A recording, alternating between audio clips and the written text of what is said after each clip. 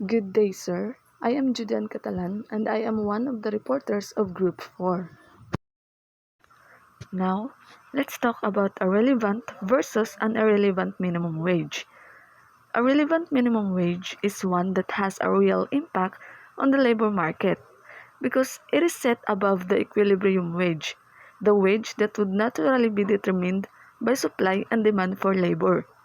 This means it affects hiring decisions of employers.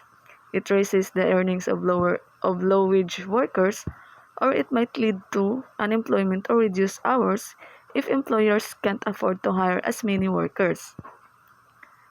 An irrelevant minimum wage, on the other hand, is set below the equilibrium wage. This means it has no practical effect on the labor market. Workers are already earning more than the minimum wage due to market conditions.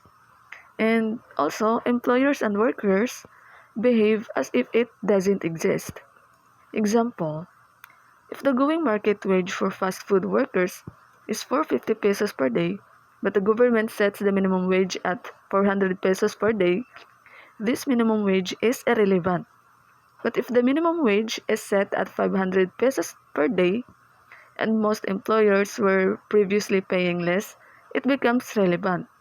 Potentially, improving worker earnings but possibly reducing hiring.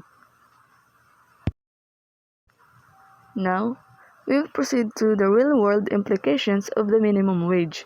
So, ang minimum wage makatabang sa mga trabahante nga makadawat og mas taas nga sweldo. Pero kung sobra kataas og dili kaya sa mga negosyante, possible nga makapawala og trabaho sa mga trabahante or mahimong mahal ang presyo. Mao nga importante nga balansehon jud ang mga desisyon. Pero ang real-world implications is na ay positive ug negative sides. Ang positive side is makapadugang sa demand sa produkto kay mas daghan og kwarta ang mga trabahante. Mas daghan silang mapalit. Ang mga negosyo pod madaghan ang kita. But ang negative side pod niya is pwede mahimong magsira ang negosyo o magtaas sa presyo para mobawi sa taas nga sweldo. Ang uban nga negosyo mosaka sa presyo sa ilang baligya. So example, ang pagkaon sa karinderya nga tag 30 sa una, mahimong tag 50 na karon or tag 60. So mao na siya ang negative side sa real world implications.